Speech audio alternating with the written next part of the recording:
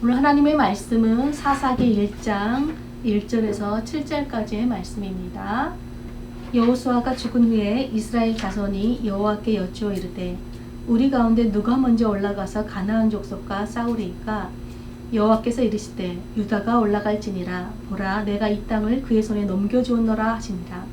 유다가 그의 형제 시므온에게 이르되 내가 제비 뽑아 얻은 땅에 나와 함께 올라가서 가나안 족속과 싸우자.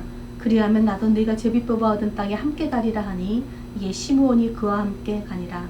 유다가 올라가매 여호와께서 가나안 족속과 브리스 족속을 그들의 손에 넘겨주시니 그들이 베색에서 10,000명을 죽이고 또 베색에서 아도니 베색을 만나 그와 싸워서 가나안 족속과 브리스 족속을 죽이니 아도니 베색이 도망하는지라. 그를 쫓아가서 잡아 그의 엄지손가락과 엄지발가락을 자르매 아도니 베색이 이르되 옛적에 70명의 왕들이 그들의 엄지손가락과 엄지발가락이 잘리고 내 상 아래에서 먹을 것을 줍더니 하나님이 내가 행한 대로 내게 갚으심이로다 하니라. 무리가 그를 끌고 예루살렘에 이르렀더니 그가 거기서 죽었더라. 아멘. 오늘 말씀의 제목은 타협하지 않는 신앙입니다. 여러분, 세상에서 악한 자들이 형통하고 성공하는 것을 보면 우리는 불공평하다는 생각에 화가 납니다. 그러면서 한편으로는 나만 이렇게 살아서 뭐하나 하는 자괴감이 들기도 합니다. 왜 그럴까요? 악인들의 형통에 화가 나면서도 악인들의 형통을 보고 부러워하는 마음이 함께 들기 때문입니다. 악인들의 형통을 보고 부러워할 때 우리 안에는 어떤 유혹의 말이 들려옵니다. 그것이 바로 너도 타협하고 살라는 유혹입니다. 하나님은 타협하고 싶은 유혹을 받는 우리에게 잠언 24장 1절에 이렇게 말씀하세요. 너는 악인의 형통을 부러워하지 말며 그와 함께 있으려고도 하지 말지니라. 우리가 누구와 함께 지내느냐, 또 누구와 사귀느냐는 굉장히 중요한 일입니다. 악인들과 사귀고 악인들과 함께하면 우리는 타협하는 삶을 살게 됩니다. 왜냐하면 악인들의 특징이 죄와 타협하는 삶을 살기 때문입니다. 죄는 우리 영혼을 순식간에 오염시키는 전염성이 매우 강한 것이 특징입니다. 그러므로 하나님께서는 늘 죄와 타협하는 이 악인들의 형통을 부러워하지 말고 그들과 함께 있으려고도 하지 말라고 말씀하십니다. 그럼 우리가 가까이 사귀고 함께 할 분은 누구일까요? 바로 우리의 하나님 아버지이십니다. 하나님은 우리 영혼을 순결하고 거룩하게 지켜주시는 분이십니다. 그런데 무엇으로 우리를 순결하고 거룩하게 지키실까요? 바로 그분의 말씀을 통해서입니다. 하나님이 거룩하고 순결하신 분이시기 때문에 그분의 입에서 나오는 모든 말씀도 순결하고 거룩하기 때문입니다. 그러므로 죄로 오염된 이 세상에서 우리가 죄와 타협하지 않는 신앙으로 사는 비결이 바로 하나님의 말씀에 순종하고 사는 것입니다. 그런데 세상을 살다 보면 타협해야 할 일들이 참 많습니다. 크리스천 직장인들은 직장에서 타협하지 않는 신앙을 지키기 위해서 늘 영적 전쟁하며 영적 싸움을 합니다. 왜냐하면 세상 사람들은 타협할 만한 어떤 충분한 이유들로 유혹하기 때문입니다. 그런 말들이 어떤 유혹이냐면 바로 남들도 다 하는 거야. 왜 너만 유별나게 굴어? 너 하나 안 한다고 이 세상이 바뀌지 않아. 좀 적당히 조금씩 남들처럼 그냥 해도 괜찮아. 이런 말을 들을 때마다 남들처럼 살지 않으면 자신이 왠지 고지식한 사람인 것 같고 융통성이 없는 사람처럼 느껴집니다. 그래서 분명히 다른 사람의 불의를 보고 잘못된 것을 알면서도 저렇게 살아도 다들 잘만 사는데 나도 저렇게 살아도 되지 않을까? 타협하고 싶은 마음과 늘 싸울 수밖에 없는 것이 현실입니다. 오늘 사사기 말씀도 세상과 타협하지 않는 신앙으로 구별되어 살라고 하나님께서 구원하여 주신 하나님의 백성들이 오히려 세상과 타협하고 사는 이야기입니다. 이스라엘 백성들은 자신들이 타협하면서 하나같이 하는 말들이 타협할 만한 충분한 이유가 있었다고 말합니다. 그런데 성경은 우리에게 아무리 타협할 만한 충분한 이유가 있어도 타협하지 않을 충분한 이유가 있다고 우리에게 말씀합니다. 오늘 말씀을 통해서 이스라엘 백성들이 말하는 타협할 만한 충분한 이유가 무엇인지, 그리고 하나님이 말씀하시는 타협하지 않을 충분한 이유가 무엇인지 살펴보고, 우리 늘기쁨 교회 성도들은 타협하는 신앙이 아니라 타협하지 않는 신앙으로 사시기를 축복합니다. 신명기에 보면 출애굽을 시킨 모세가 죽기 전에 이스라엘 백성들에게 마지막으로 고별 설교를 합니다. 이스라엘아 들으라. 우리 하나님 여호와는 오직 유일한 여호와이시니 너는 마음을 다하고 뜻을 다하고 힘을 다하여 내 하나님 여호와를 사랑하라. 너는 이 말씀을 마음에 새겨라. 그러면서 너희가 하나님의 말씀에 순종하면 축복이요 불순종하면 저주다 라는 선포에 이스라엘 모든 회중이 아멘으로 화답했습니다. 또 모세가 죽고 모세를 이어서 여호수아가 지도자가 되었습니다. 그리고 여호수아 역시 죽기 전에 이스라엘 백성들에게 마지막으로 강하게 선포합니다. 너희는 여호와를 경외하며 온전함과 진실함으로 그를 섬기라. 너희의 조상들이 강 저쪽과 또 외국에서 섬기던 신들을 치워버리고 오직 여호와만 섬기라 라고 선포했어요. 그러자 백성들이 우리는 결단코 여호와를 버리고 다른 신들을 섬기지 않겠습니다 라고 굳게 맹세했습니다. 여러분, 하나님은요 모세와 여호수아를 통해서 이스라엘 백성들에게 너희가 가나안에 들어가면 해야 할 일이 있다라고 분명히 말씀하세요. 그것이 바로 가나안 족속을 하나도 남기지 말고 진멸하고 그들과 어떤 언약도 맺지 말고 그들의 신들과 그들의 풍속을 절대 따르지 말라고 경고하셨습니다. 그러면서 만약 너희가 하나님의 말씀을 듣지 않고 불순종하면 그 땅에서 쫓겨날 것이라고 말씀하셨습니다. 그때마다 이스라엘 백성들은 네 주님, 우리가 하나님 말씀을 순종하며 하나님만 섬기겠습니다 라고 맹세했습니다. 그런데 오늘 말씀을 보니까 사사기 1장의 첫 시작이 여호와가 죽은 후에 라는 말로 시작합니다. 이제 이스라엘 백성들을 인도하던 지도자들은 죽고 없습니다. 그러나 지도자가 없다고 해서 하나님의 역사가 멈춘 것은 아닙니다. 하나님의 역사는 바로 하나님의 약속의 말씀과 함께 여전히 이스라엘 백성들과 함께하고 있기 때문입니다. 여호수아는 죽기 전에 12지파, 이스라엘 12지파에게 가나안 땅을 모두 제비 뽑아 분배했습니다. 이제 각 지파는 자신들이 제비 뽑아 분배된 땅을 정복할 일만 남았습니다. 즉 하나님 말씀에 순종하는 일만 남은 것입니다. 그런데 그 땅을 정복하기 위해서, 하나님 말씀에 순종하기 위해서는 그 땅에 살고 있는 가나안 사람들과 싸워서 그들을 쫓아내고 진멸해야 됩니다. 그런데 지도자가 없는 상황에서 가나안 족속과 전쟁을 할 생각을 하니 이스라엘 백성들 안에 불안하고 두려웠던 것 같습니다. 그래서 서로 누가 먼저 싸울까 주저주저 하다가 하나님께 묻습니다. 1절에 보니까 주님, 우리 12지파 중에서 누가 가장 먼저 올라가서 싸울까요? 라고 물어요. 그래서 2절에 하나님께서 이렇게 말씀합니다. 여호와께서 이르시되 유다가 올라갈지니라 보라 내가 이 땅을 그의 손에 넘겨주었노라 하시니라. 여러분, 12지파 중에 가장 크고 유력한 지파가 유다 지파입니다. 근데 하나님께서 가장 크고 유력한 유다 지파를 가장 먼저 지명하시고 먼저 올라가서 싸우라고 말씀합니다. 그리고 무엇보다 불안해하고 두려워하는 이스라엘 백성들에게 승리를 주시겠다고 약속까지 주십니다. 즉 내가 너희와 함께하니 두려워하지 말고 담대하게 싸우라 하는 것이었습니다. 여러분, 하나님 말씀을 듣고 순종하는 것, 이것이 우리 안에 있는 불안과 두려움을 이기는 비결이에요.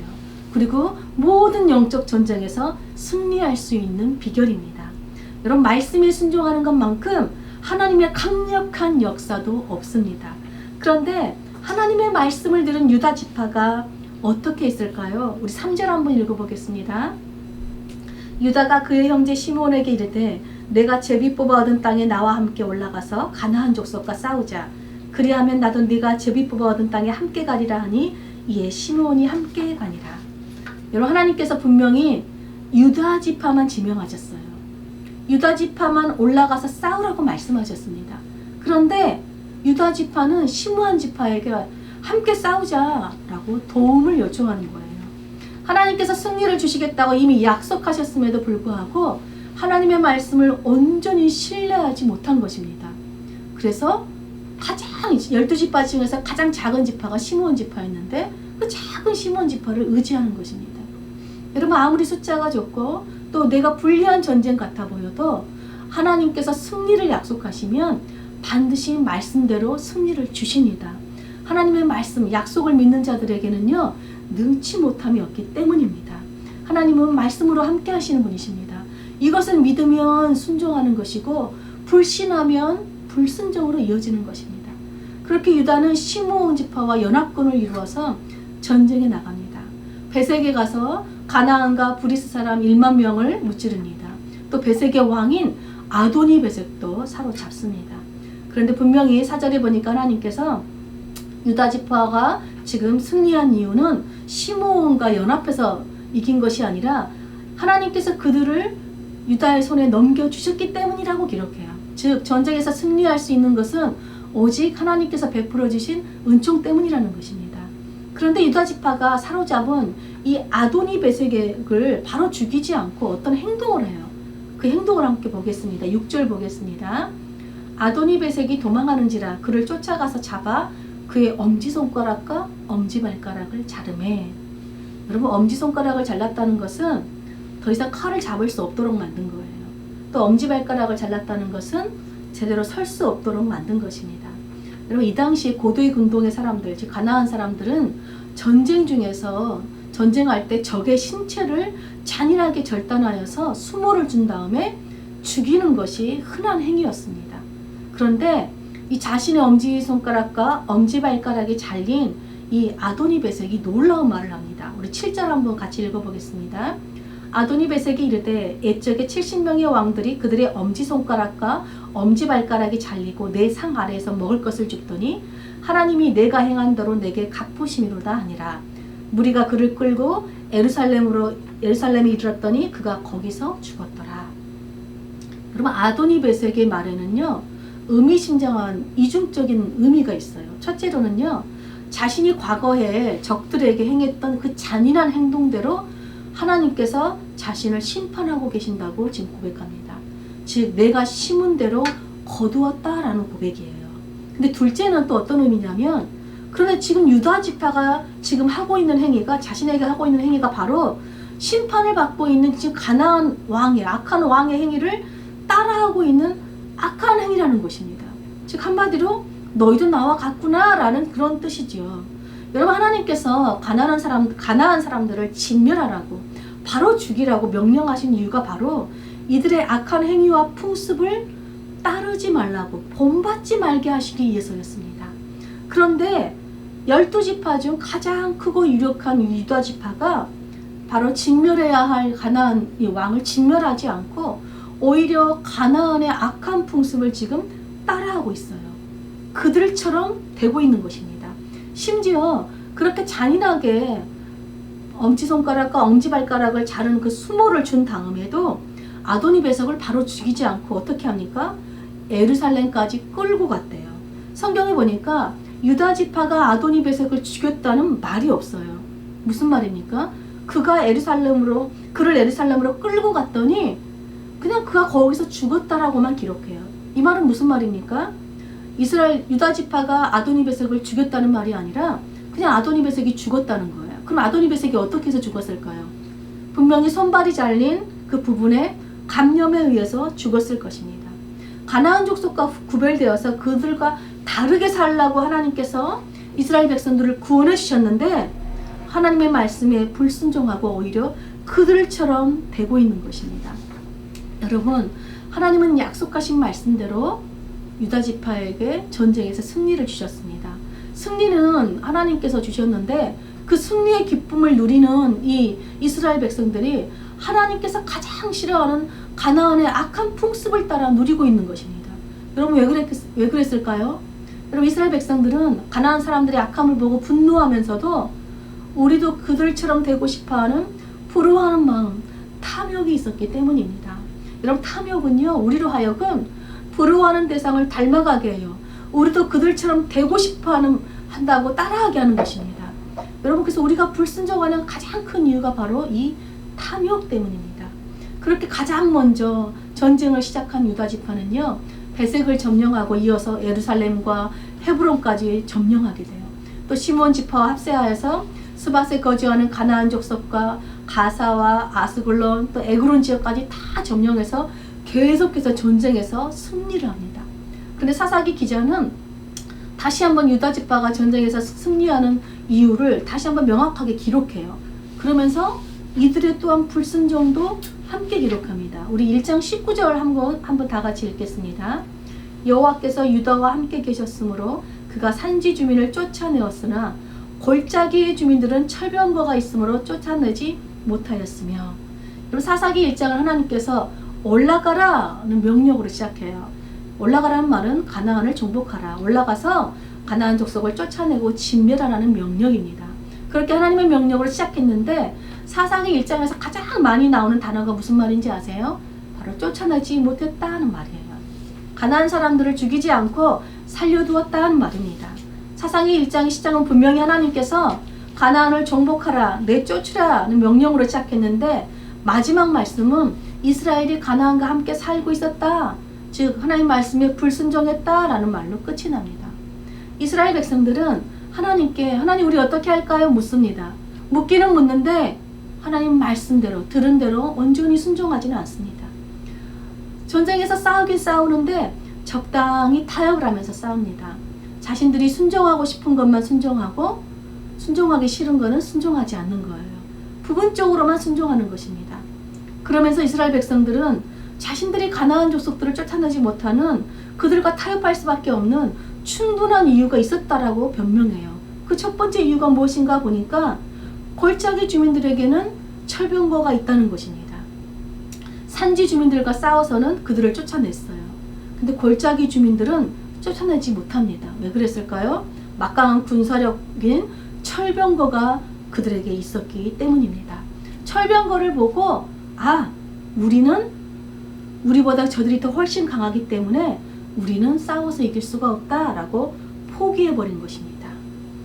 여러분, 유다 지파가 전쟁에서 승리한 이유는 그들이 시므온 지파와 연합해서 싸웠기 때문이 아니라고 분명히 성경은 기록하지요. 그들이 승리할 수 있었던 이유는 승리를 주시겠다고 약속하신 하나님께서 그들과 함께 하시기 때문입니다. 그러므로 승리를 주신 그 하나님, 골짜기 주민들에게는 철병거가 있다면 우리에게는 승리를 주시는 하나님이 있다는 것을 믿었어야 하는데 이들에게는 승리를 주시는 그 하나님을 온전히 믿지 못하고 오히려 철병거를 바라본 것입니다. 여러분, 우리와 승리를 주시는 하나님이 우리와 함께하고 우리에게 그 하나님이 있다는 것을 믿는다면요, 여러분 철병거 또 그 어떤 것이 있어도 아무 문제가 되지 않습니다. 하나님의 약속을 믿는 자들에게는 하나님께는 능치 못함이 없다는 것을 알고 있기 때문입니다. 그런데 유다 지파는 승리를 약속하신 하나님의 말씀보다 철병거가 훨씬 더 강하고 더 두려운 것이라고 생각해서 말씀보다 철병거를 믿고 전쟁을 포기한 것입니다. 즉 승리를 주시겠다는 하나님의 약속을 버리고 타협하는 불순종을 선택한 것입니다. 그렇게 가장 먼저 하나님의 선택을 받은 유다 지파가 하나님의 말씀에 불순종하고 타협하는 모습을 다른 지파들이 보았어요. 가장 크고 유력한 유다 지파가 적당히 타협하고 불순종을 해도 계속해서 승리하는 모습을 봅니다. 그러자 다른 지파들도 줄줄이 하나님의 말씀을 버리고 타협하기 시작합니다. 가나안 족속들을 쫓아내지 않습니다. 요셉 지파는 하나님께서 그들과 분명히 언약을 맺지 말라고 말씀하셨는데도 자신들이 먼저 언약을 맺고 그들을 살려줍니다. 심지어 단 지파는 오히려 아모리 족속에게 산지로 쫓겨나서 골짜기로는 아예 내려오지도 못하는 신세가 됩니다. 정복을 해야 될 대상에게 역정복을 당하는 것입니다. 이것이 하나님의 말씀을 버리고 세상의 풍습을 따라 불순종한 죄의 결과입니다. 또 두 번째로 이스라엘 백성들은요, 자신들이 가나안 족속들을 쫓아내지 못한 충분한 이유가 있었다고 말해요. 그것이 바로 경제적인 이유라는 거예요. 1장 28절도 다 같이 한번 읽어보겠습니다. 이스라엘이 강성한 후에야 가나안 족속에게 노역을 지켰고 다 쫓아내지 아니하였더라. 여러분, 정복자가 정복한 자를 죽이지 않고 노예로 이렇게 부려먹는 건 역시 가나안의 악한 풍습 중 하나였습니다. 가나안 족속들이 자신들의 이익과 주도권을 가지는 가장 확실한 방법이 바로 노예를 두는 것이었습니다. 그런데 이스라엘 백성들도 어느새 가나안 사람들처럼 자신들의 이익과 주도권을 하나님의 말씀보다 더 앞세우고 있는 것입니다. 가나안 사람들을 노예로 부리면 일단 힘들지 않게 일할 수 있고 또 수익을 올릴 수 있습니다. 또 그렇게 수익을 번 돈으로 하나님께 헌금할 수도 있으니 나도 좋고 하나님도 좋고 일석이조라고 좋아했을 것입니다. 근데 여러분, 사울왕이 어떻게 하나님께 버림받았습니까? 사울왕도 하나님의 말씀에 불순종하면서 하나님을 위해서 그랬다라고 말도 안 되는 핑계를 댔다가 결국 하나님으로부터 버림을 받았습니다. 여러분, 그들이 타협한 것은 실상은 하나님을 위한 것처럼 보이지만 자신들의 탐욕 때문이었던 것입니다. 여러분, 세상이 말하는 형통, 성공의 기준이 무엇입니까? 바로 부귀영화 아닙니까? 돈 많이 버는 거, 지위와 신분이 높아지는 거, 내 이름을 내고 유명해지는 거, 이것이 세상의 성공입니다. 많은 사람들이 자신의 그 부귀영화, 탐욕을 쫓으면서 마치 그것이 하나님을 위한 것처럼 말합니다. 그러나 하나님이 원하시는 것은 하나님 말씀에 순종하는 것이지 재물이 아닙니다. 그럼 성경이 말하는 형통, 성공은 무엇일까요? 바로 하나님과 함께하는 것입니다. 하나님 말씀에 순종하며 하나님과 사귐이 있는 하나님 백성으로 사는 것이 참된 형통이요 성공인 것이에요. 이것이 나를 위한 일이자 바로 하나님을 위한 일인 것입니다. 여러분, 하나님의 말씀을 따르는 것이 가장 큰 복입니다. 세상의 부귀영화를 따라 사는 것은요, 하나님께서 싫어하시는 악인들의 형통입니다. 여러분, 악인들의 형통은 당장 눈에 보이는 이득과 편안함을 위해서 언제든지 타협하는 삶이에요. 그래서 당장은 악인들의 삶이 형통한 것 같아 보이고 아무 문제가 없어 보이지만 실상은 그들은 실패한 삶을 사는 거예요. 왜냐하면 그들에게는 심판이 기다리고 있기 때문입니다. 이스라엘 백성들은, 가나안 족속은 하나님의 심판을 받은 악한 자들이라는 것을 알면서도 그들의 삶을 부러워했어요.